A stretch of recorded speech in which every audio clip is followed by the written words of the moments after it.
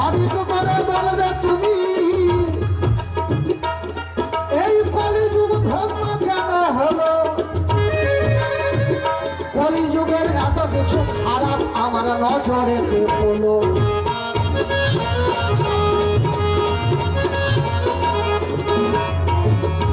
কলিযুগে শিষ্যের কোনো গুরু ভক্তি নাই। বলো কেমন করে উদ্ধার হবে কলির জীবে? তাই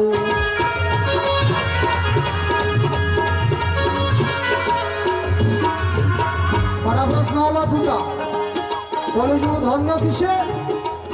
আর শিষ্যের গুরু ভক্তি নাই। শ্বশুরের বেলায় রসগোল্লা আর গুরুর বেলায় খেসারির ডাল কাঁচা কলা। বুঝতে পারলেন বাবা? এই আস্তে আস্তে একটা গল্প মনে পড়ে গেল। মানে গুরু যে ভক্তি নাই, গুরুর প্রতি যে ভক্তি নাই। এদিকে তো অনেকেই গুরু মন্ত্র নিয়েছেন, নাকি? গুরু মন্ত্র নিয়েছেন অনেকে, নিয়েছে তাই না বাবা? তো এরকম কলিযুগের শিষ্যদের গুরু ভক্তি খুব কম। কি বলি আপনাদের ঠাঁই, এটা ওই পাকুয়ার ঘটনা। মালদায় ওই পূব দিকে পাকুয়া বলে একটা গ্রাম আছে বাবা, ওখানকার ঘটনা। কি বলি আপনাদের ধারে, ছেলেটার নাম হচ্ছে হারান। গুরু মন্ত্র নিয়েছে, কিন্তু গুরুর সঙ্গে সম্পর্ক নাই। গুরুর প্রতি ভক্তি আছে কিন্তু খুব কম। তো শিষ্যের যাও এক একটু গুরুর প্রতি ভক্তি আছে, শ্রদ্ধা ভক্তি আছে। এবার শিষ্যের বউয়ের আরোই নাই বাবা। কি বলি আপনাদের ঠাঁই, গুরু হচ্ছে নবদ্বীপের গুরু।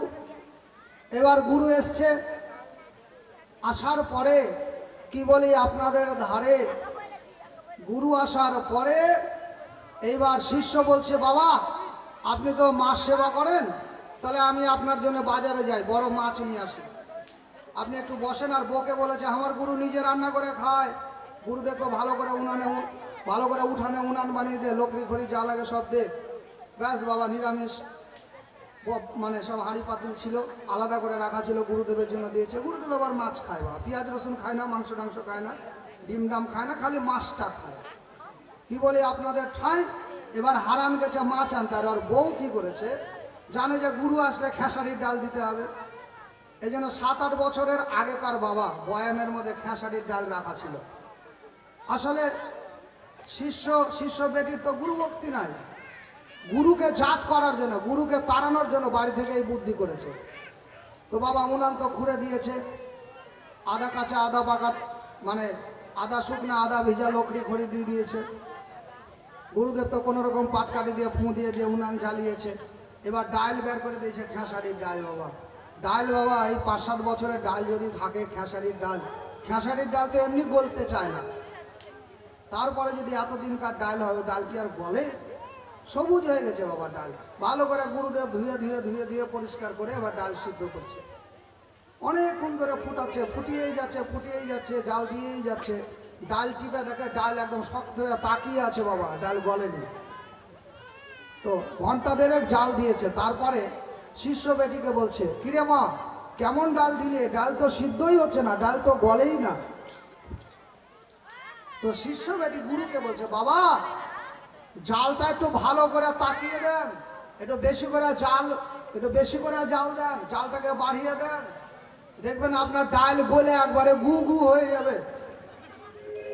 গুরুতে বলছে, ধের বেটি কি কথা বলিস তুই? এটা আমি রান্না করে আগে গোবিন্দের নামে নিবেদন করব, তারপরে প্রসাদ হবে, তারপরে সেটা আমি সেবা পাবো। তুই খাওয়ার জিনিস কার সাথে তুলনা করিস? বলে, বাবা আপনি বিশ্বাস করছেন না, আমি দিব নাকি জাল? এমন জাল ঠেলে দিব, ডাল গলে একবারে গুগু হয়ে যাবে। গুরুদেব বলছে, আমাকে তাড়ানোর ব্যবস্থা করেছে। বলছে, ধর বেটি, তোর বাড়িতে খাবোই না আমি। খাওয়ার জিনিস ভোগে দিব, আর সেই জিনিসের তুই এর সাথে তুলনা করিস, খারাপ নোংরা জিনিসের সঙ্গে তুলনা করিস, এইটা আর গোবিন্দের সেবায় লাগবে না। চললাম আমি তোর বাড়ি। এবার ঝোলা কম্বল গোছিয়ে এলে, গুরু তোর আগের ছোটা হাঁটা দিয়েছে বাবা। এবার রাস্তার মাঝখানে এবার হারানের সঙ্গে দেখা, শিষ্যের সাথে। শিষ্য আবার কি করেছে, 40 টাকা দিয়ে 1 পোয়া খোকা ইলিশ কিনেছে, দুটা। যে ইলিশ খাওয়া যাবে না কাঁটার চোটে, 40 টাকা পোয়া খোকা ইলিশ গালা বেছে না বাবা। 1 পোয়া খোকা ইলিশ কিনে তার মধ্যে আবার দড়ি দিয়ে ঝুলিয়েছে। ঝুলিয়ে দেখাতে নিয়ে আসে, গুরুদেবকে খাওয়াবো। রাস্তায় গুরুদেবের সঙ্গে দেখা। গুরুদেব, আপনি চলে যাচ্ছেন মানে? কি ব্যাপার? বলে, না রে বাপ, তোর বাড়িতে থাকা যাবে না, তোর বউয়ের যা ভাষা জ্ঞান, থাকা যাবে না। কেন, কি করলে আমার বউ? বলছে, তুই জানিস আমাকে তো কত বছরকার পুরাতন ডাল দিয়েছে, খেসারির ডাল, সিদ্ধ হয় না, সিদ্ধ হয় না, ঘন্টা দেড়েক জাল পেরেছি। এত জাল দেওয়ার পরে যখন তোর বউকে বললাম বাবা সিদ্ধ হচ্ছে না, তখন তোর বউ বলছে, গোসাই গুরুদেব ভালো করে জাল দেন, ডাল বলে গু গু হয়ে যাবে। বলতো, একবার বললে হয়, 3-4 বার করে বলেছে ডাল বলে গু গু হয়ে যাবে। যেটা আমি রান্না করে আমি ঠাকুরের নামে নিবেদন করব, তুলসী পাতা দিয়ে গুরুদেবের গোবিন্দের সেবায় দিব, তারপরে প্রসাদ হবে, তারপরে সেই প্রসাদ আমি সেবা নেব। আর সেই জিনিসের সঙ্গে তোর বউ এরকম নোংরা জিনিসের সঙ্গে তুলনা করে, আমি তোর বাড়িতে যাবো না বাবা। বলছে, না গুরুদেব যেতেই হবে। এবার গুরুদেব তো বুড়া মানুষ, হাত চেপে ধরেছে। আর এদিকে বাবা ইলিশ মাছ। বলে, না গুরুদেব এই আপনার জন্য ইলিশ নিয়েছি, চলেন। গুরুদেবকে টানা শুরু করেছে, মানে যেমন ওই কাঁঠালের পাতা দেখিয়ে ছাগলকে টেনে নিয়ে যায় না, ওরকম ইলিশ মাছ দেখে। বলছে, চলেন গুরু, এই যে ইলিশ মাছ এনেছি। বলছে, না বাবা আমি তোর বাড়িতে যাবো না। বলে, না চলেন, আমি আমার বউকে আজকে শাস্তি না দিয়ে ছাড়বো না। আপনি যে জিনিস সেবা নিবেন, যে জিনিস আপনি খাবেন, সেই জিনিস এই নোংরা জিনিসের সঙ্গে তুলনা করেছে, ওকে আমি আজকে শাস্তি দিবই, ওকে আমি শাসন না করে ছাড়ছি না। চলেন, আজকে আমি আমার বউকে মারবো, মাইরা কঠিনই মারবো, মাইরা ওকে আমি হাগিয়ে ফেলবো, মাইরা হাগাবো, তারপরে আপনাকে খাওয়াবো। আজকে আমি আমার বউকে মাইরা হাগাবো, তারপরে আপনাকে খাওয়াবো, আপনি টেনশন করিয়েন না। তো গুরুদেব বলছে, তোর কথা তো আরো খারাপ রে বাপ, থাক তোর খাওয়া আমার মাথায় থাক, আমি নবদ্বীপের মানুষ, নবদ্বীপে যাই। কি বলি আপনাদের ঠাই, এ হচ্ছে কলিযুগের শিষ্যের অবস্থা। তাই বাজাও দেখি দাদা ভাই, তাই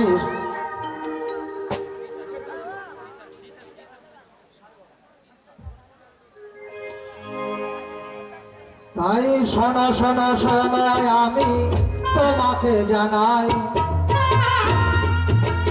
আমি পরের কথার জবাব নেব দ্বন্দ্ব মোহনায়। কলিযুগের হরিনাম,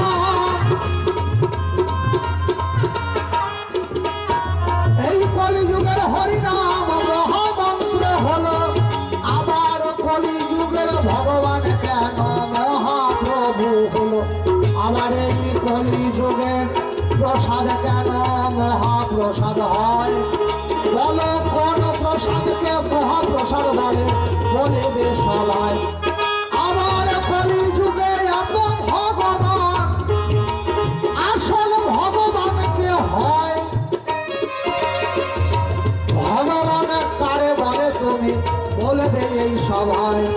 তবে প্রথমবারে বেশি কথা আর বলবো না, বলবো না, অল্পের মধ্যে ভাবছি আমি ক্ষান্ত করবো কিনা।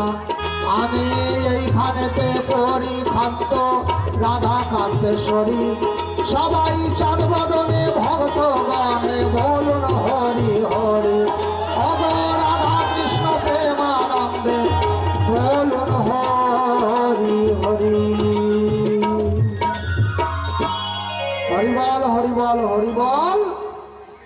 এবার আসছে অষ্টম কুমার ঘোষ, দেখি এবার কোন কথায় কোন ভাবে দেয় কার কথার জবাব। এবারে কলিযুগে আরো যদি উচিত কথা বলতে যাই বাবা, তাহলে অষ্টম ঘোষ তাতেই যাবে বাবা, রেগে যাবে। কেন বলেন তো? কলিযুগে কিন্তু কোনো ঘোষ থাকার কথা না, ওটাই তো আমার জিজ্ঞাসা। ভগবান কৃষ্ণের বংশধর যারা, তারা হচ্ছে যদু বা যাদব।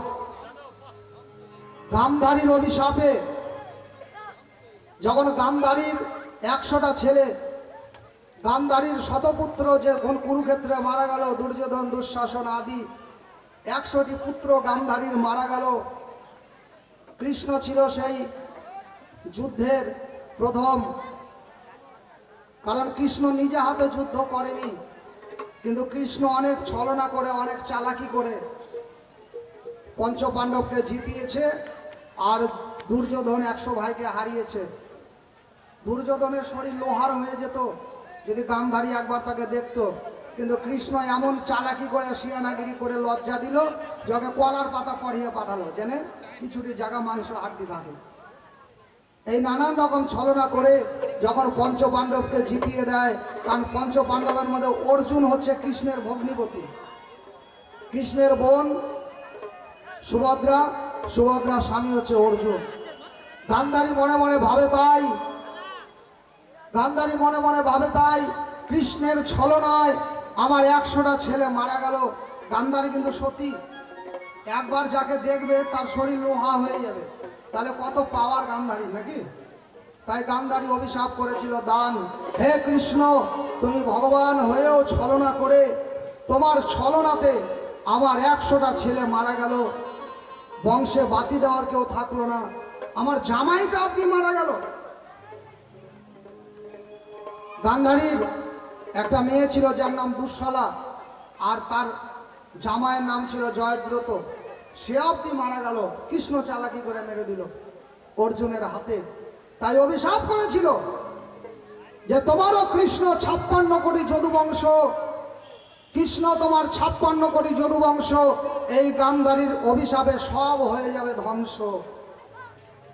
তাই যদুবংশের যাদব যারা, মানে ঘোষের নন্দন যারা, তারা প্রবাস নদীর তীরে ললখাগড়ার গাছ দিয়ে মারামারি করে 56 কোটি যদুবংশই মরে গেছে বাবা। কৃষ্ণ অব্দি মরে গেছে জরাবেদের স্বরে। কে ঠিক না ভুল? ঠিক, ওটাই তো প্রশ্ন আমার। আমি তো উত্তর দেবো না, আমি তো ঘোষ না, ঘোষ হচ্ছে অষ্টম ঘোষ। এই জন্য জবাবটা দিবে ও, কারণ কলিযুগে ঘোষ থাকার কথা নয়, কারণ 56 কোটি যদুবংশ হয়ে গেছে ধ্বংস, তাহলে অষ্টম ঘোষ আবার কোন ঘোষের বংশ? হরিবল হরিবল, এটাই তো আমার জানতে চাওয়া, জানার বিষয়।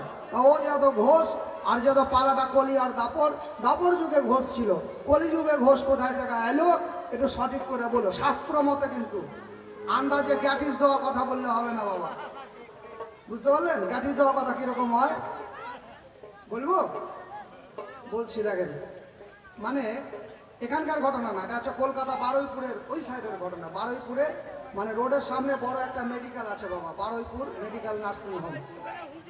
কি বলি আপনাদের ঠাই ওই তো সব ওই হুগলি, কলকাতা, 24 পরগনা, ওইদিকে খুব উন্নত কি না, ওইদিকে মেডিকেল সায়েন্সটা খুব উন্নত। যে কোনো জটিল রোগ হলেই আমরা চলে যাই কলকাতা, দুর্গাপুর, কি এখন বড় হার্টের সমস্যা চলে যাবো দুর্গাপুর, নাহলে চলে যাবো কলকাতায়।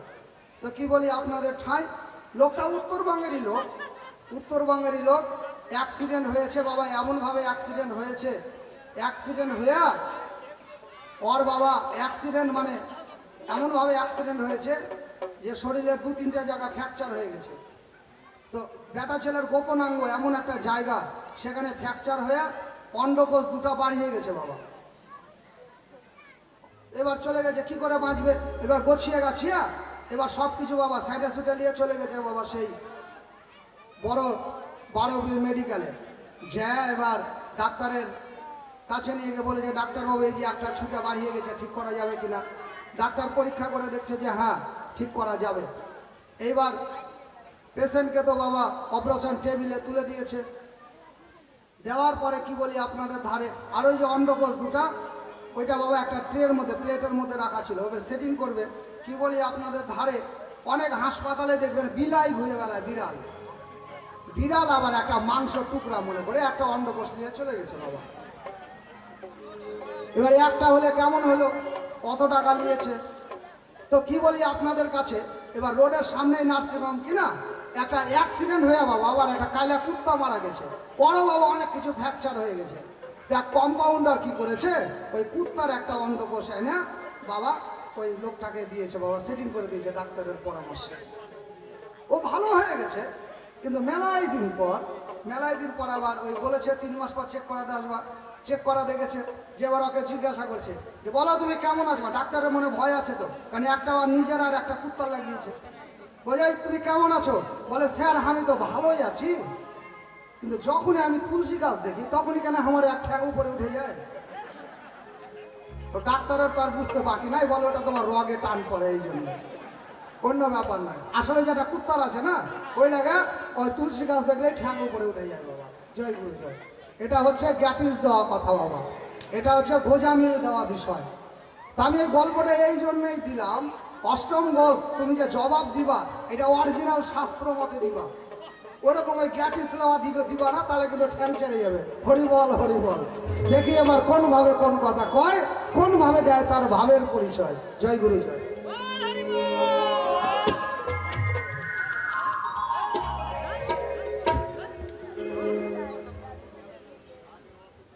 উপস্থিত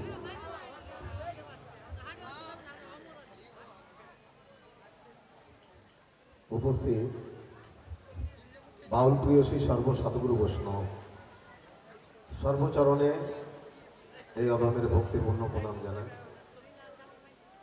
আবারও দীর্ঘদিন পরে সাধুগুরু বৈষ্ণবের আসরে আসতে পেরে সত্যি নিজেকে ধন্য মনে করছি। শুরুর পূর্বে ভক্তদের কাছে আমি একটু প্রার্থনা করি, যেহেতু বাউল গান, গানে রয়েছে জ্ঞান, যে গানের মধ্যে জ্ঞান নাই সে গান তো গিয়ে লাভ নাই, না কি বলেন? আমি শুরু করব, শুরুর পূর্বে ভক্তদের কাছে একটাই প্রার্থনা করছি। আমার এখানে অনেক ভক্তিমতী মায়েরা বসে আছে, মায়েরা একটু সবাই প্রাণ ভরে উলুধ্বনি দিবেন, ভক্তরা একটু জয়ধ্বনি দিবেন। আমি ছোট্ট করে একটু গুরু বন্দনা করে আমি গানের ভাষায় চলে যাব। আর যত প্রশ্ন রেখে গেছে আপনাদের ধারে চেষ্টা করব কিছু অবশ্যই বলার জন্য। আজকে আমরা দুই ভাই, ব্রহ্মার হচ্ছে চারটা ছেলে, সত্য, ত্রেতা, দাপর আর কলি, এরা হচ্ছে ব্রহ্মার সন্তান। আমরা বর্তমানে কলিযুগের মানুষ, আমরা সবাই কলিযুগে বাস করছি। আমি শুরু করব, মায়েরা একটু উলুধ্বনি, ভক্তরা একটু জয়ধ্বনি, কেউ ফাঁকি দিবেন না, কেমন? যত মায়েরা আছে সবাই উলুধ্বনি দেবেন, কারণ উলুধ্বনি দেওয়া অভ্যাস থাকলে